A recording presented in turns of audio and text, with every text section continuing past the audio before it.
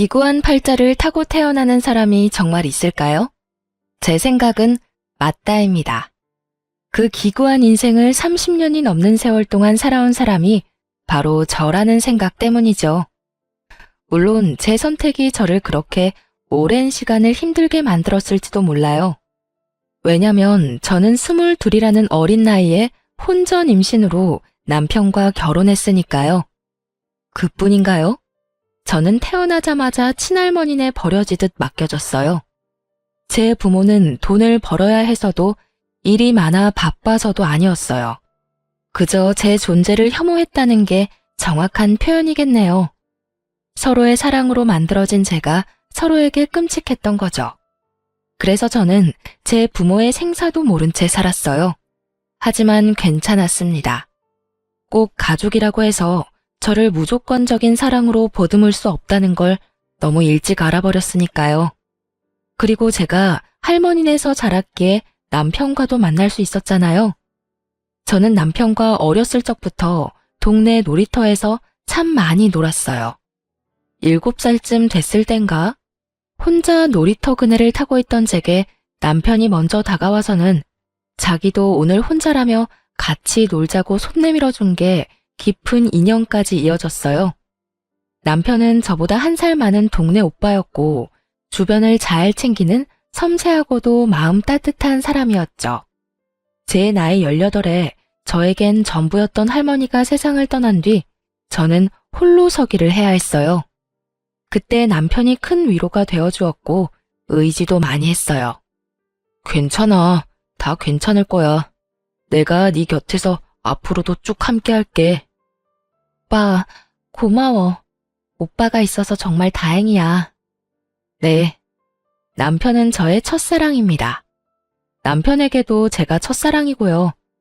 그래서 저는 어린 나이에 남편의 아이를 가지게 되었을 때조차 두려울 것이 없었어요.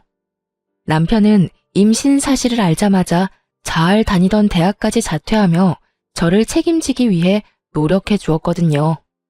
저의 시부모님은 제가 어렸을 때부터 알고 지낸 이웃분이시고 할머니와 단둘이 사는 걸 안타깝게 여겨 도움도 주었어요. 그렇게 따뜻한 분들이기에 저는 뭐든 괜찮을 거라고 믿었습니다. 하지만 현실은 그리 녹록하지 못했어요. 제 시부모님은 제가 남편의 아이를 가졌다는 사실을 알자마자 저를 손가락질에 대며 비수 같은 말을 쏟아냈고 시모는 격하게 반대하며 나섰어요. 임신이라니? 너희 임신이 무슨 장난인 줄 알아? 이제 막 성인이 된 너희가 어떻게 한 생명을 책임지겠다는 거니? 하물며 연진아, 네 부모도 널 못 키우겠다며 버렸어. 그런데 새파랗게 어린 너희가 도대체 무슨 수로 애를 낳아 키운다는 거야? 아줌마, 제발 허락해주세요. 저 이 아이 포기 못해요. 아빠 없이 키울 수 없어요. 저희 정말 열심히 살게요. 어떤 힘든 역경이 찾아와도 잘 이겨내면서 그렇게 살아볼게요. 네? 엄마, 나도 연진이와 같은 마음이야.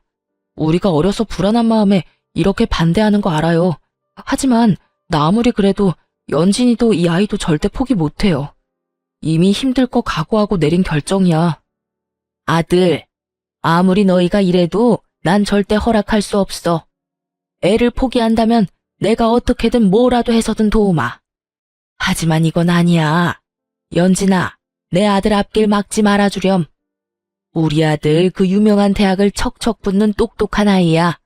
앞으로 얼마나 더 대성할지 기대되는 그런 아이란 거 알잖니? 너와 내 아들은 태생부터가 달라. 가야 할 길이 다르다고.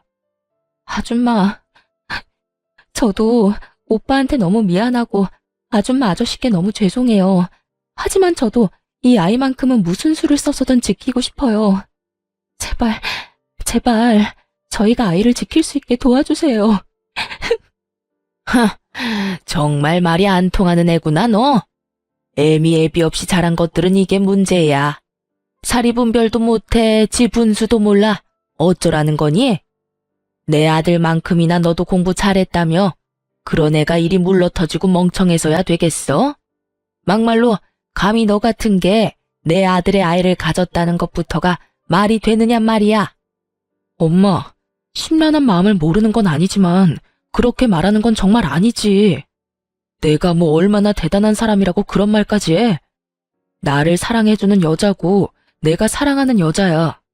우리가 아무리 나이가 어려도 서로를 위한 마음만큼은 그 누구도 함부로 말할 수 없는 거라고. 됐어요. 나도 이제 다 큰 성인이고 내 인생 내가 알아서 살아. 반대할 거면 반대하세요. 저는 무슨 수를 써서든 연진이랑 결혼도 하고 이 아이도 지킬 거니까. 저희는 시부모님의 반대에도 무릅쓰고 임신 4개월 차에 혼인신고까지 했어요. 참 무모한 선택이 아닐 수 없었죠. 하지만 우리 아이를 지키기 위해서라면 저희는 모든 걸 감내할 준비가 되어 있었어요. 그렇게 제 남편은 시부모님까지 등지면서 저와 아이를 지켰고 또 희생했어요. 자식 이기는 부모 없다고 결국 제가 시댁의 며느리로서 발 들일 날이 오긴 하더군요. 물론 아이를 출산하고도 한참 후였어요. 그 시기는 아이가 돌무렵 되었을 때였고 또 제 남편이 사고로 세상을 떠난 후였습니다. 시모가 저를 시댁에 발들이게 한 이유는 가까이 두고 평생을 원망하기 위함이었어요. 시모에게 저는 자신의 아들을 사지로 내몰아버린 천하의 나쁜 것이었거든요. 니까지 있게 뭐라고? 저 아이가 대체 뭐라고? 네가 내 아들 목숨을 하찮게 만든 거야. 알아? 죄송해요. 너무 죄송해요. 죄송? 사과하면 넌 끝이겠지. 네가 자식 잃은 부모 심경을 알 리가 있겠니? 나쁜 것. 잘못될 거라면 너나 잘못되지 그랬어. 일찍이 네 할머니나 따라갈 것을. 당신 이제 그만해. 시끄럽기만 하지. 제가 그런 말을 들은들 이미 떠난 아들이 살아 돌아오는 것도 아니지 않소. 연진이 넌 꼴도 보기 싫으니 내 눈앞에 띄지 마라. 시모는 돌아가신 할머니를 운운하며 끝도 없이 저에 대한 미움을 쏟아냈어요. 그리고 그 미움의 크기만큼 시집살이 또한 어마어마했습니다. 시부는 저를 보고 싶어 하지도 않았고요. 그럼에도 저는 시댁에 매일같이 시댁을 가야 했죠. 홀로 그 아이를 키워내면서도 시댁의 잡일까지 도맡아 하며 어떻게든 살아내기 위해 고군분투했어요. 시댁 냉장고 청소며 화장실 청소 같은 집안일을 거두는 건 물론 시모의 심부름까지 하면서 시댁의 가정부처럼 지냈어요. 그렇게 지내면서도 아이와 제 입에 풀칠할 돈도 벌어야 했고요. 아직도 잊히지 않는 가슴에 맺힌 일이 몇 개 있어요. 그날은 제가 남편의 첫 기일을 보내고 얼마 뒤의 일입니다. 아이가 막 2돌이 지났을 때였어요. 한참 잔병 치레를 많이 하던 시기라 퍽 하면 아프더라고요. 기관에 맡길 여건도 되지 않으니 아이를 들쳐업고 일을 했죠. 낮에는 뻔질나게도 시댁에서 저를 찾으니 밤에 할 수 있는 식당 일로 돈을 벌었어요.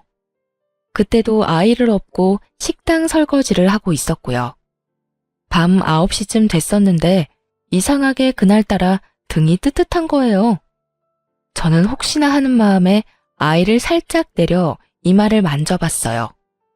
그런데 애가 이마랑 몸은 불덩이처럼 펄펄 끓고 손발은 얼음장처럼 찬 거예요. 사장님, 아이가 지금 열이 펄펄 나요. 저 얼른 병원 좀 다녀올게요. 어머, 그러네. 가게 신경 쓰지 말고 어서 다녀와요. 저는 사장님께 양해를 구한 뒤 그 길로 급히 응급실로 향했어요. 원래도 열에 취약한 편이라 열 경련이라도 일으킬까 어찌나 무섭던지 아이는 요로 감염에 걸렸던 거더라고요. 바보같이 먹고 사는 것만 신경 쓰느라 애가 아파가고 있던 것도 눈치 못 챘네요, 제가. 설상가상으로 며칠 입원 치료가 필요하다더라고요. 정말 싫은데 먹고 살 돈도 빠듯하니 병원비 걱정이 절로 들었어요. 그런 제 자신이 그날따라 어찌나 못나고 또 밉던지 모릅니다. 입원실에 자리가 나길 아이와 기다리며 응급실에서 수액을 맞고 있을 때 시모에게 연락이 왔어요. 그때 시각이 밤 11시가 훌쩍 넘었던 터라 의아했죠. 평소에는 그 시간에는 한참 자고 있을 때니까요. 시모가 연락한 이유는 다음날 점심때쯤 집에 손님이 오니 아침 일찍 와서 대청소도 하고 음식 준비도 하라는 거였어요. 저는 시모에게 아이가 입원해서 내일은 도울 수 없다고 말했어요. 그런데 제 말을 듣고는 시모가 난리를 쳐댔어요. 너는 도대체 애를 어떻게 키우길래 요로 감염애를 다 걸려? 그 아이 지키게 해달라고 애원할 땐 언제고 이제 태어났으니 막 키워도 된다 이거냐? 내 아들의 하나뿐인 핏줄이야. 너같이 천박한 것과는 급이 다른 아이라고. 제가 아이를 좀 더 신경 썼어야 하는데 그러지 못했나 봐요. 그래도 이맘때 아이들이 요로 감염에 간혹 걸리기도 한다고 해요. 며칠 입원해서 잘 치료받으면 금방 좋아진다고 선생님께서 그러셨어요. 그러니까 너무 걱정 마세요, 어머님. 입원했으니까 당연히 그러겠지. 내 아들도 죽여놓고 내 손주까지 잘못되면 네가 목숨 부지하고 살 수나 있을 줄 알아? 네 몸 건사하지 말고 넌 하나 남은 우리 집안 핏줄만 챙겨. 알겠니? 네, 그럼요. 어떻게 지키 나이인데요. 제가 좀 더 잘 살필게요.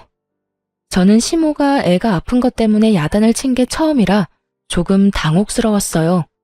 하지만 우리 아이에게 애정이 전혀 없지는 않았다는 생각에 기분이 나쁘지만은 않더라고요. 아니, 정확히는 그 순간 처음으로 안도감이 들었던 것 같아요. 그런데 시모는 이런 제 마음을 짓밟는 말을 이어갔고 참지 못한 저는 결혼 이후 처음으로 시모에게 화를 쏟아냈어요. 너는 하필이면 이럴 때 애를 아프게 만들어. 너가 와서 청소를 안 하면 이 넓은 집을 누가 청소하냔 말이야. 진짜 짜증나 죽겠네. 왜 너는 애 간수도 못해서 나한테까지 피해를 주니? 당장 내일인데 어쩌면 좋아 정말. 아무튼 내 인생에도 내 아들 인생에도 걸림돌밖에는 안 되는 계집애라니깐.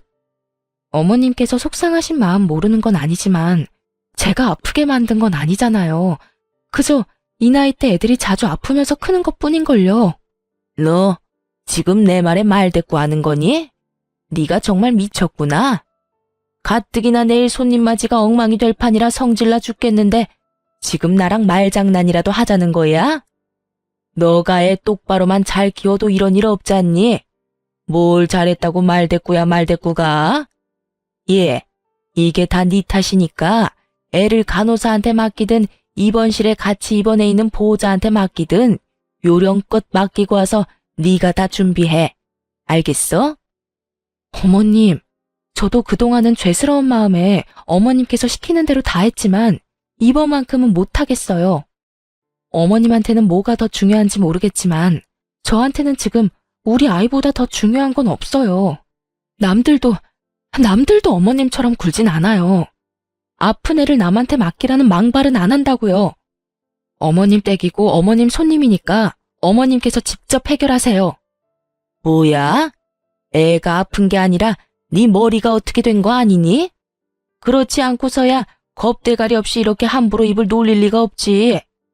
어디 감히 나한테 언성을 높이는 것도 모자라 따박따박 말대답질을 해? 너 내 손에 죽고 싶어 환장했니?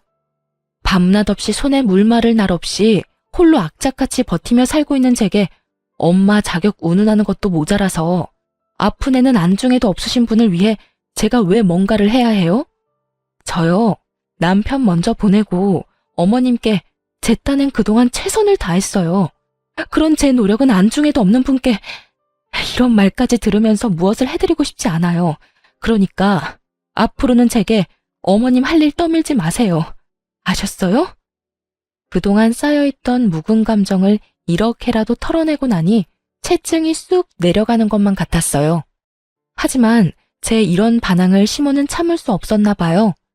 아이가 입원할 병원을 어떻게 알았는지 응급실에 들이닥쳐서 다짜고짜 제 뺨을 내리쳤어요. 그것도 수도 없이 말이에요. 병원 직원들이 뒤늦게 말리고서야 시모는 내리치는 걸 멈추고는 돌아갔어요. 참 다행인 것은 제 아이가 그 난리통에도 깊은 잠에 빠져 보지 못했다는 겁니다. 저는 그날 이후 시댁 식구 그 누구의 부름에도 절대 응하지 않았어요. 설령 제게 또다시 찾아와 갖은 모욕을 퍼부어도요. 그간 제가 노력했던 것으로 며느리 몫은 했다고 생각했고 앞으로는 이런 취급받지 않고 저와 아이만을 위해 살기로 마음먹었거든요. 그것만이 저도 아이도 행복할 수 있는 길이라고 여기면서요. 그렇게 홀로 아이를 키우며 삶을 꾸려가다 보니 어느덧 아이는 5살이 되었어요. 그리고 조금은 안정적인 패턴을 가질 수 있었어요. 아이가 클수록 아픈 것도 조금 덜하고 손 가는 일도 덜하니 차츰차츰 상황이 좋아지더라고요. 평일이면 여전히 캄캄한 저녁이 되어서야 어린이집에서 하원할 수 있었지만 주말만큼은 저도 아이도 온종일 함께 시간을 보낼 수 있었어요. 저는 그 삶이라도 더없이 행복했어요. 아이에게는 늘 미안한 마음이 컸지만 씩씩하게 잘 자라주는 아이의 모습이 위안이 되었거든요. 그리고 제게 설레이는 감정을 느끼게 해주는 사람도 생겼어요. 물론 아이 때문에 깊은 관계까지는 생각해보지 않았지만 그래도 이제는 남들 사는 것처럼은 사는 것 같았어요. 앞으로도 이렇게 잔잔하게 흐르길 바라기도 했고요. 그렇지만 언제나 시련은 불시에 찾아와 제 삶을 흔들곤 하죠. 시모는 어디서 어떻게 제 소식을 전해 들었는지 제 직장까지 찾아와서 저를 기다리고 있었어요. 그러고는 저를 발견하자마자 제게 성큼 다가와서는 삿대질을 해대며 언성을 높였어요. 어디 내 아들의 애까지 낳아 키우고 있는 몸으로 다른 남자 만날 생각을 해? 네가 연락 끊으면 내가 네 소식도 모를 줄 알아? 순수한 내 아들 꼬여내서 임신부터 한 천박한 것이 그새를 못 참고 아무 남자 품이나 찾아대는 꼴이라니. 당장 정리해, 당장! 제 아이 손 닿아본 적도 없는 분이 참견할 일은 아니지 않나요? 그것도 제 직장까지 와서 가타부타 하는 건 더더욱 무례한 태도고요. 그리고 전 단연코 천박한 행동한 적 없어요. 내 아이에게 떳떳한 부모로 살기 위해 기를 쓰고 노력 중이거든요. 내 인생 내가 알아서 해. 당신이 관여할 문제가 아니라고. 이 버르장 머리 없는 것이 내 아들 그렇게 만들어 놓고 내가 너만 행복하게 둘 것 같아? 두고 봐. 벼랑 끝까지 쫓아가서라도 널 가만두진 않을 테니까. 그거 알아요? 과거에 묶여 사는 당신이 내 눈에는 그저 가여울 뿐이야. 그래, 당신도 자식을 뒀던 부모니까 여전히 내가 밉겠지. 하지만 그렇다고 해도 변하는 건 없어요. 행복하지 못한 사람은 당신뿐일 거라는 걸 저는 알거든요. 누군가를 미워하면서 산다는 것만큼 지옥 같은 삶도 없잖아요? 다시는 제 인생에 참견질하지 마세요. 저 역시 참고 넘기는 것도 이번이 마지막이니까요. 하지만 제 말이 시모에게 불을 지폈어요. 제가 마음을 나누기 시작한 그 남자까지 찾아냈더라고요. 그러고는 그 남자에게 얼마나 제 험담을 했는지 몰라요. 그 남자는 저를 믿었기에 흔들리지 않았지만 그 사람의 말을 빌려 시모가 했던 말을 설명해보자면 저더러 걸레짝이 따로 없는 난잡한 여자라고 했다고 해요. 심지어는 아이의 아빠가 견디지 못하고 도망을 갔다는 허무맹랑한 말까지 지어내면서 저를 모욕했고요. 그렇게 꼬박 한 달을 저와 좋은 감정을 나누던 그 남자를 찾아가 저와 헤어지라며 복가됐더라고요. 저는 결국 그 남자에게 피해를 주고 싶지 않아 먼저 관계를 정리했어요. 그 남자는 괜찮다고 했지만 저는 괜찮을 수 없었으니까요. 그렇게 헤어지고 나니 시모는 나를 또 찾아왔어요. 그러면서 하는 말이 참 유치하기 짝이 없었죠. 이제야 자기가 두 발 뻗고 편히 잠들 수 있겠다는 거예요. 제가 느끼는 행복이 조금 더 멀어졌다는 게 그 이유였고요. 그래도 남자와의 관계가 정리되었으니 다시는 같은 이유로 시모를 마주할 일이 없겠구나 싶은 생각 때문인지 마음이 불편하기만 한 건 아니었어요. 하지만 제 생각과는 달리 그 후에도 저는 시모를 마주해야 했어요. 제가 또 다른 남자한테 꼬리칠지 모른다며 저를 감시하기 시작했거든요. 그런데 문제는 제 일거수일투족을 전부 확인하려 들었다는 겁니다. 대놓고 제 생활에 참견질을 해댔어요. 초반에는 저러다 말겠지 생각하고 무시했지만 시간이 흐를수록 도를 넘어서는 시모로 인해 저는 직장까지 옮겨야 할 정도로 시달려야 했어요. 시모와 직장이 무슨 연관이 있다고 직장을 옮기나 싶으신가요? 제 직장에 매일 찾아와 죽치고 앉아있는 통에 시모의 존재를 모르는 사람이 없었어요. 그뿐인가요? 점심 식사할 때도 제 주변에 남자 동료가 있는 모습만 봐도 불이 나게 달려와서는 못나게도 굴었다고요. 얘가 어떤 애인 줄 알고 같이 다니고 그래요? 얘가 사람 잡아먹는 팔자야. 오래도록 목숨 부지하고 싶으면 절대 근처도 가지 말아야 한다고. 아주머니는 누구신데 그런 말씀을 하세요? 혹시 연진 씨 아는 분이야? 내가 저 요망한 것이 죽인 남자 엄마 되는 사람이요. 그러니까 내 말 허투루 듣지 말고 명심해요. 시모의 이런 언행은 꽤 오랫동안 지속되었고 그러다 보니 점점 저에 관한 나쁜 소문이 퍼져갔죠. 나중에는 어처구니 없게도 제가 돈 때문에 남편을 해코지했었단 추문까지도 돌았다니까요. 이런데 제가 어떻게 직장 생활을 이어갈 수 있었겠어요. 결국 저는 퇴사를 하고 며칠 동안 깊은 고민에 빠졌어요. 어떻게 해야 이 일을 다시는 당하지 않을까 하는 고민이요. 그러다 내린 결론은 그간 고생하며 한 푼 두 푼 모아놓은 돈이 있으니 조금 더 모험적으로 돈을 벌어보자는 생각이 들었고 저는 인생에 처음으로 영업을 해보기로 했어요. 동분서주하며 해야 하는 일이니까 시모가 저를 매번 따라다닐 수는 없을 테니까요. 그리고 아이가 커가면서 드는 비용도 점점 늘어나니 이번 일을 기회 삼아 더 적극적으로 살아보자 싶기도 했고요. 또 아이의 교육적인 부분도 앞으로는 더욱 신경 써야 할 부분이라고 여겼기 때문에 금전적으로나 시간적으로 뭐든 여유가 있길 바랬어요. 그래서 저는 교육 분야의 직종을 골라 제 성실함, 절실함만 믿고 도끼를 품고 일에 전념했습니다. 그 덕인지 저와 잘 맞았던 건지 저는 이전의 벌이와는 비교도 되지 않을 만큼 벌이가 좋아졌어요. 물론 시모도 이직 후 접점이 많이 사라졌고요. 하지만 그중 가장 좋았던 건 월세를 살며 전전하던 저와 아이는 영업직을 선택해 일한 지 딱 1년 만에 제 첫 집을 마련했다는 거예요.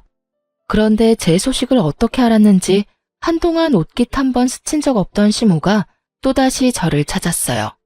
하지만 이번만큼은 특이한 부분이 있었어요. 바로 평소 저를 무시하고 또 경멸하던 말투가 아닌 세상 고분고분하고 나긋한 말투를 쓰며 저를 다 이해한다는 듯 말하더라고요. 잘 지냈니? 얼마 전에 우리 아들이 꿈에 나온 게 아니겠니? 그런데 이상하게 너희 생각이 나잖니? 그래서 얼굴이나 보자 싶어 와봤다. 저희가 이사한 곳은 어떻게 하셨어요? 그렇게 직장까지 옮기게 만들어 놓고 아들이 꿈에 나와서 제 뒤라도 캐셨어요? 어머, 왜 이리 날이 서 있어?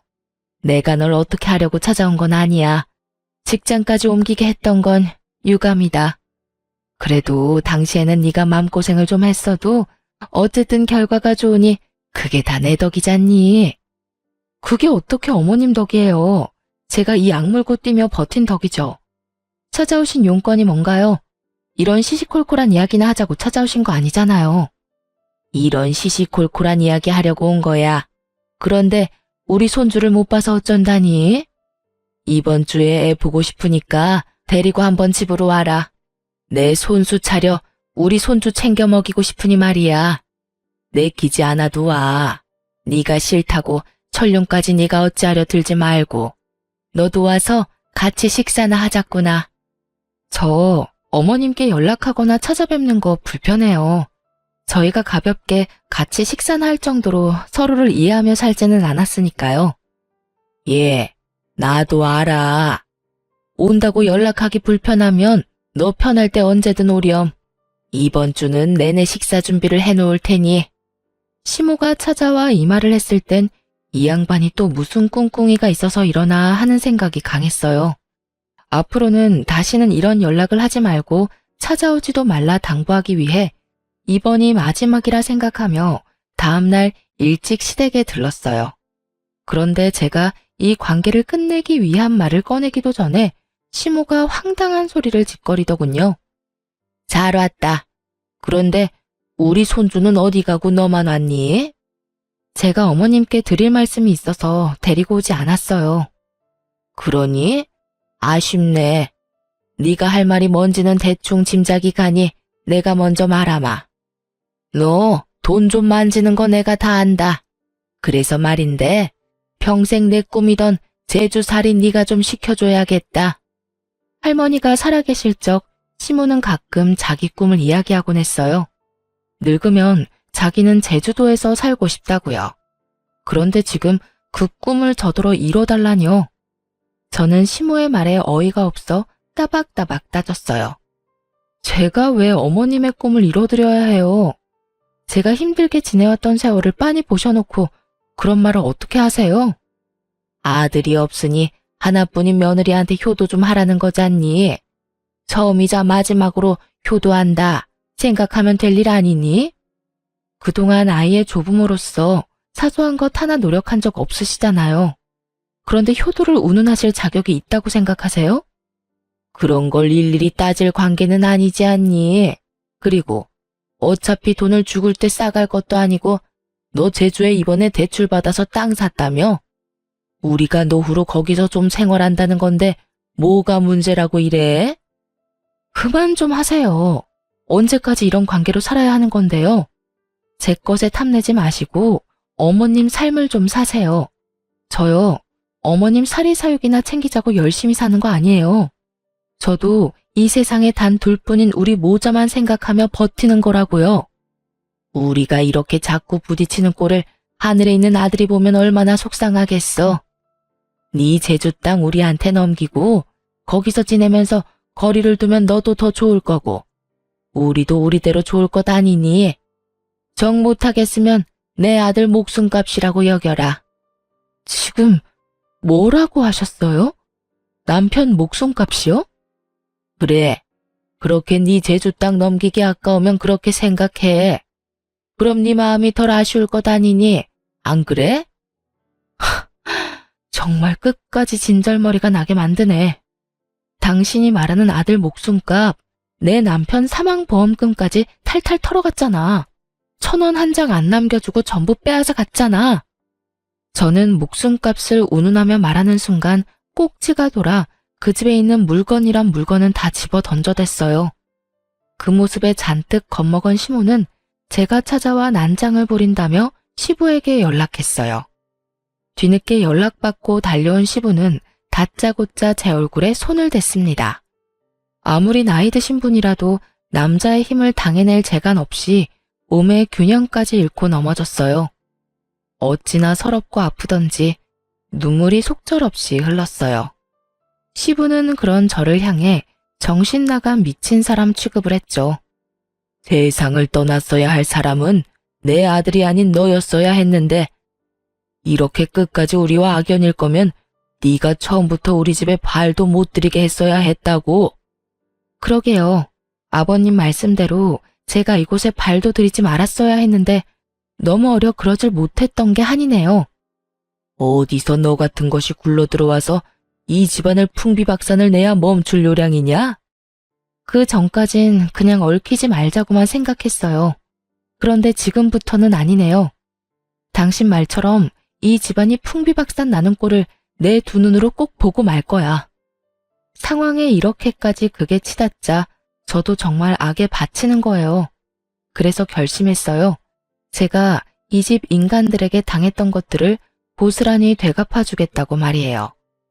그리고 다음 날부터 저는 예전에 시모가 제 뒤를 열심히도 캔 것처럼 똑같이 시모의 뒤를 캐기 시작했어요. 못된 사람이니 뒤 구린 일 하나쯤은 할 거라고 생각했는데 아니나 다를까 얼마 뒤 충격적인 정보를 얻게 되었습니다. 시모가 유흥업소를 들락이고 있다는 사실이었어요. 시부 앞에서는 예나 지금이나 고고하고 여리한 척을 해대더니 뒤에서는 이렇게 지저분하게 호박씨를 까고 있던 거였어요. 저는 이 사실을 알고는 더욱 집요하게 팠어요. 그러면서 알게 된 건 시모가 그 유흥업소를 손님이 아닌 사장으로 들락거리고 있었다는 거예요. 저는 이것을 증명할 모든 증거를 모았어요.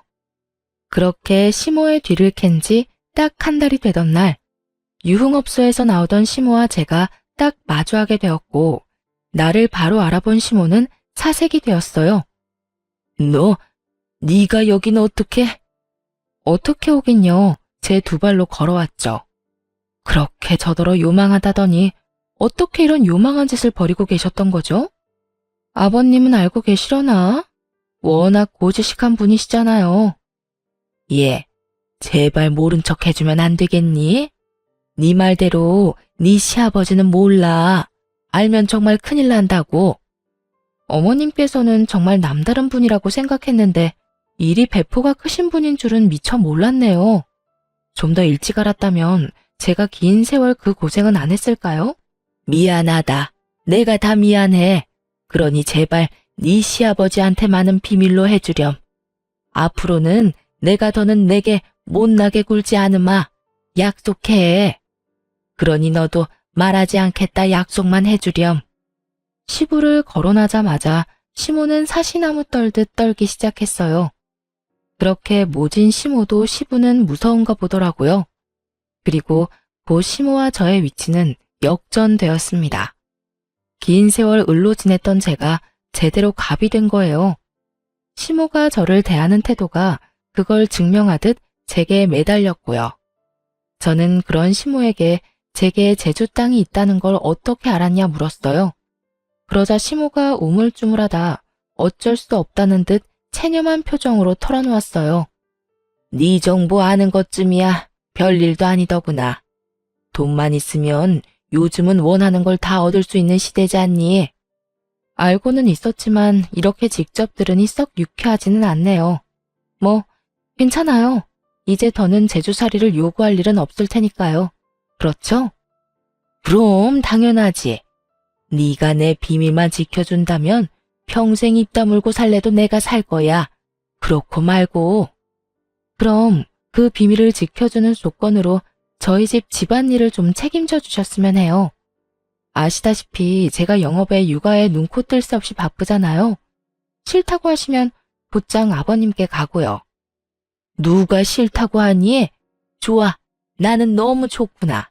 처음으로 손주 할머니 노릇에 며느리 챙기는 시어머니 노릇하는 건데 싫을 리가 없잖니? 내일부터 당장 하마. 이 비밀로 인해 시모는 시부에게 말하지 않는다는 조건으로 제가 시댁에서 잡일을 도맡아 했던 것처럼 시모도 우리 집에서 집안일을 거들었어요. 거기다 시모는 언제 어디고 제가 부르면 제깍제깍 달려오는 성의까지 보였어요. 제가 아이 픽업 시간에 일이 겹쳤을 때마저 시모는 자기가 먼저 걱정 말고 편히 일하라며 나서기까지 하더라고요. 참 양육강식이라는 게 이런 말이었구나 새삼 느꼈네요. 그제야 시모가 왜 그리도 저를 부려먹었나 이유를 알게 됐어요. 참 저를 대신에 일을 해준다는 게 이리도 편하고 좋다는 걸 몸소 느끼게 되었으니 말이에요. 그런데 그렇게 지내던 중 저는 시모에 대한 정말 큰 비밀을 알게 되었어요. 그날은 제가 월차를 쓰고 집에서 쉬는 날이었죠. 시모는 어김없이 제 집에 와서 일을 해주고 있었고요. 시모가 잠시 소파 위에 핸드폰을 두고 쓰레기를 버리러 간 사이에 전화 한 통이 걸려왔어요. 평소라면 신경도 안 쓸 텐데 그날따라 이상하게 전화벨이 거슬리더라고요. 그래서 저는 시모를 대신해 전화를 받았는데 그 통화가 판도라의 상자를 열어버린 셈이었던 거예요. 시모에게 전화를 건 사람은 다름 아닌 저와 마음을 나눴던 유일한 남자, 그 남자의 아버지였던 거예요. 당신 혹시 요즘 나 피하는 거요? 왜 이리 연락하기가 어려워? 당신 며느리와 내 아들까지 떼어내가면서 이어온 인연인데 요즘 왜 이리 소홀히 굴어요? 내가 뭐 잘못한 거요? 아니면 나한테 서운한 게 있어? 여보세요? 듣고 있어요? 저는 너무 놀란 마음에 무작정 전화를 끊어버렸어요. 그런데 딱 그 타이밍에 시모가 현관을 열고 들어오더군요. 저는 그런 시모에게 도대체 밖에서 뭘 하고 다니냐며 따져 물었어요. 하지만 시모는 갑자기 무슨 소리를 하느냐며 당황스러워 하더라고요. 그런 시모에게 전화가 왔었다고 말했고 시모는 통화 내역을 봤는지 손을 바들바들 떨며 불안한 기색을 보이더라고요. 저는 그 모습을 놓치지 않고 사실대로 말하라고 난리를 쳐댔어요. 그러자 시모도 깊은 숨을 몰아쉬고는 입을 열었습니다. 이 남자는 그러니깐 내가 따로 만나고 있는 사람이야. 네 시아버지는 당연히 모르는 사실이고. 그것뿐만 아니잖아요. 제가 만나던 그 남자랑 연관 있는 거 다 안다고요. 그건 내가 나중에 알게 된 사실이야. 혹시라도 내 외도 사실을 네가 알게 될까 겁이 났어. 그래서 나도 어쩔 수가 없었다는 말이야. 하필이면 어머님께서 외도를 하고 있었는데 그 남자가 저와 마음을 나눴던 그 남자의 아버지였다고요? 그래서 어머님의 그 난잡한 사랑을 지키기 위해 저에 대한 갖은 험담을 쏟아내면서까지 갈라놓으려고 했고요? 그래, 외도도 내가 하면 로맨스인 것 아니겠니? 너도 어떤 남자인지 그의 아들을 경험했으니 알 것 아니니? 아들은 아버지를 보고 배우는 거잖니? 그런 다정한 사람을 나라고 어떻게 포기했겠어? 어차피 넌 어린아이가 있으니 포기하기 쉽잖아. 난 하나뿐인 내 아들도 떠나버린 후라 기댈 곳이 필요했을 뿐이야. 저는 그제야 시모가 저와 마음을 나눴던 그 남자를 한 달 꼬박 괴롭혔던 이유를 알게 되었어요. 시모가 이리도 난잡하고 지저분한 사람이라는 걸 이렇게까지 모든 사실을 알게 되고서야 몸소 느꼈네요. 저는 그동안은 느끼지 못했던 배신감마저 들었어요. 저는 시모의 비밀을 빌미로 시모와 같은 짓을 하지 않기로 마음 먹었어요. 그 길로 저는 시부에게로 향했습니다. 그리고 제가 알고 있는 시모에 관한 모든 진실을 밝혔어요. 하지만 시부는 저를 미움의 시선으로만 바라보았고 여전히 그런 시선으로 바라보기에 제 말을 믿으려 하지 않았어요. 아니, 여전히 저를 정신나간 사람이라 여기고 있었죠. 저는 그런 시부에게 제가 농간을 부리는 것이 아니라는 걸 증명해 보였어요. 제가 그간 모아온 증거들과 좀 전까지 나눴던 시모와의 대화를 녹음한 것까지 다 들려주었죠. 시부는 이 모든 걸 눈으로 귀로 확인한 뒤에야 시모를 찾아댔어요. 그런데 딱 그 타이밍에 제가 입 놀릴 게 염려된 시모가 한 발 늦게 시댁에 도착해 들어왔어요.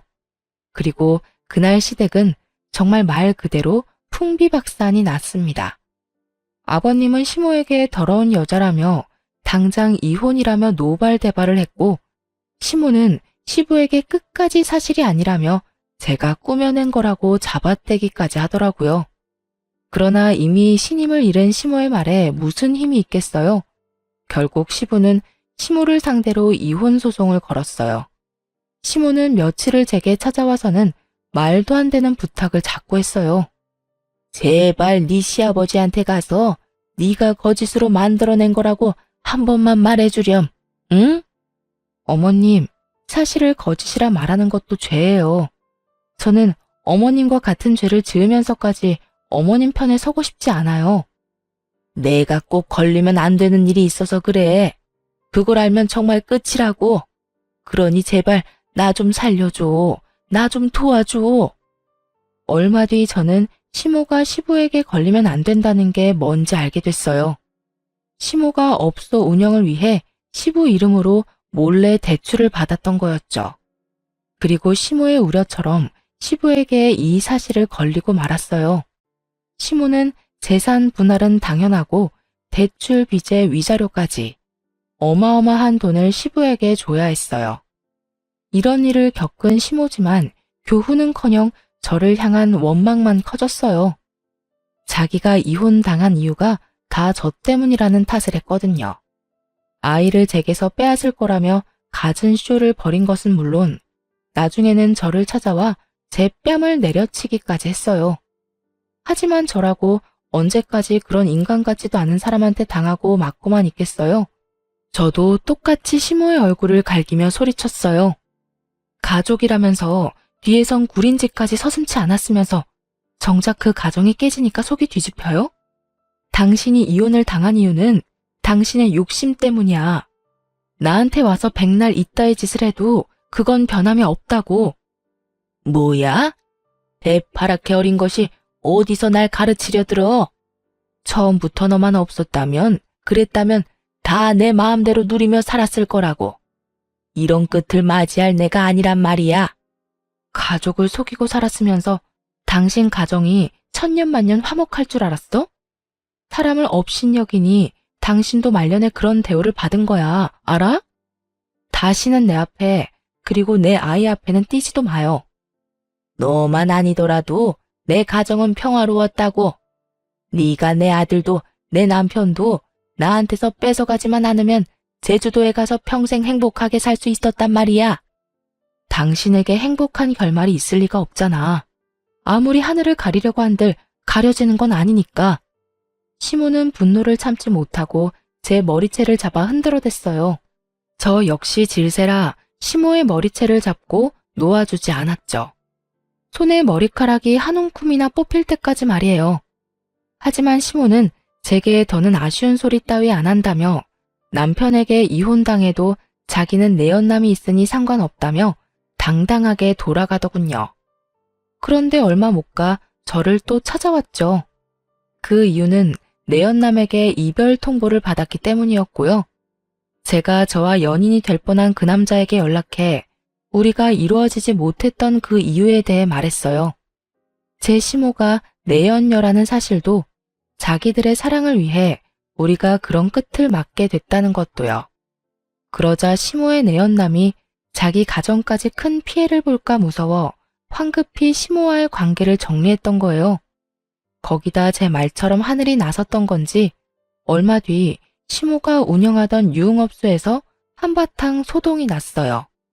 시모가 시부에게 위자료와 대출빚을 갚는 것 때문에 자금이 없어 직원들에게 월급을 제대로 주지 않았던 게 화근이었어요. 결국 시모는 악덕이라는 꼬리표만 달린 채 폐업까지 하게 되었어요. 그제야 아쉬운 게 많아졌던 걸까요? 다시는 안 볼 사이처럼 머리채까지 잡아놓고 목숨을 잃은 아들을 생각해서라도 자기를 좀 잘 살펴주면 안 되겠냐며 구걸하는 거예요. 정말 애처롭게도 매달리는 꼴이 추접해 보일 정도로요. 내 남편도 엄마인 당신을 돕는 걸 원하지 않을 거야. 스스로 깨우치고 이겨내고 속죄하면서 그렇게 벽에 부딪힌 채로 살아봐. 내 아들은 그리 매정한 아이가 아니야. 분명 네가 나를 거두길 바랄 거라고. 제발 나를 좀 도와주렴. 나도 내 앞가림은 하마. 아주 잠깐이라도 좋아. 네가 사놓은 제주 땅에서 지낼 수만 있게 해주렴. 내가 월세는 타다리 내마. 공짜로 지내겠다는 것도 아니잖니. 네 눈앞에도 보이지 않을 거야. 평생 거기서 살다 거기서 생을 마치마. 당신이 뭔데 내 땅에서 지낼 생각을 해. 그것부터가 당신은 그런 거야. 결국 내 덕을 보며 당신이 원하는 꿈을 이뤄보겠다는 속내잖아. 나도 제발 부탁이니 당신은 당신 알아서 살아. 내가 실언했어. 제주 땅이 아니라 네 집에 있는 방 한 켠만이라도 좋으니 내치지 말아주렴. 집안일은 다 내가 하마. 원 없이 부려먹어도 좋아. 잠만 잘 수 있게 해주렴. 제발. 당신한테 내줄 방 따위 없어. 한 번만 더 찾아오면 신고할 줄 알아? 제발, 이제 우리 악연은 오늘이 마지막이길 바래. 시모는 자기 목구멍이 포도청이니 제가 오지 말라고 신고하겠다 말해도 끈질기게도 매달리며 하루가 멀다 하고 찾아왔어요. 거기다 제가 그렇게도 매정하게 했으니 못된 그 성정이 가만히 받아들일 리 없었죠. 또다시 못된 행동을 일삼아댔어요.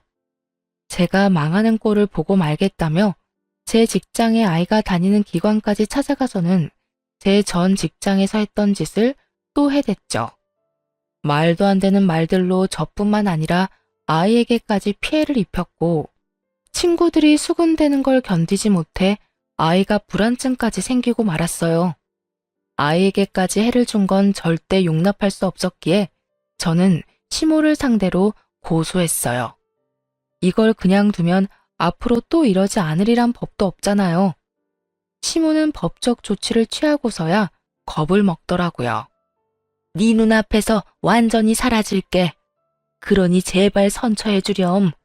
내가 돈도 없고 집도 없는 와중에 처벌까지 받을 수는 없잖니. 내가 그동안 너를 우습게 여겼어. 사실이다. 하지만 이번만큼은 진심이야. 선처만 해주면 죽은 듯 살겠다. 약속하마. 내 아이에게까지 해를 입혀놓고 뭐? 선처? 마음 같아선 골방에 가두고 평생 못 나오게 하고 싶은 심정이야. 당신이 그간 내게 했던 만행들까지 어디 한번 제대로 죗값 치러봐. 시몬은 자기 코가 석자라는 걸 느꼈는지 나중에는 제 아이에게까지 무릎 꿇고는 할머니가 잘못했다며 용서해달라고 빌었어요. 하지만 그런다고 잘못이 사라지나요? 저는 끝까지 봐줄 생각은 없었어요. 저는 모진 일을 당해도 제 아이만큼은 그러지 않길 바랬는데 이런 제 바람을 짓밟은 시모가 제발 감옥에서 썩길 바랄 뿐이었으니까요. 저는 끝까지 선처해주지 않았고 결국 시모는 몇 년치의 죗값을 그제야 제대로 처벌받게 되었습니다. 참 숨 쉴 틈 없는 모진 날의 연속이었어요. 지금 생각해보면 어떻게 그 모든 날을 버티며 이만큼 살아왔을까 신기하기도 해요. 아이와 함께 남편을 따라 이 세상을 등지면 어떨까 하는 생각이 들 정도로 힘든 날이 많았으니까요. 하지만 시댁과의 악연에 종지부를 찍은 후 2년이라는 시간이 더 흘렀네요. 저만큼이나 힘들었을 제 아이가 잘 버텨준 것이 너무도 감사하고 여전히 씩씩하고 단단하게 자라주고 있는 것이 대견하다고 느껴져요. 아이는 크면서 얼굴이 12번도 더 바뀐다는 말처럼 어렸을 땐 그리도 저를 쏙 닮았던 아이가 지금은 남편의 얼굴이 참 많이 닮아 있어요. 어쩌면 제가 힘든 그동안은 남편의 얼굴을 닮은 아이를 보며 힘들어할지 모를 저를 하늘이 배려해 준 것은 아니었을까 하는 생각까지 들어요. 제 아이는 남편을 닮아 똑똑하고 저를 닮아 억척스러운데 그래서 참 다행이지 않나 싶어요. 우리 아이도 저도 힘든 시기를 지나 지금은 충분한 행복을 누리고 살고 있거든요. 앞으로는 더욱 잘 이겨낼 수 있으리란 희망도 생겼네요. 아이는 저를 자신의 우주라고 표현해요.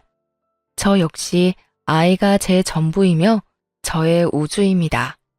우리는 앞으로도 서로에게 등대가 되어주고 또 우주가 되어주며 살아갈 거예요.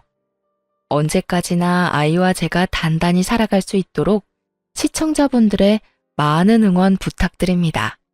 감사합니다.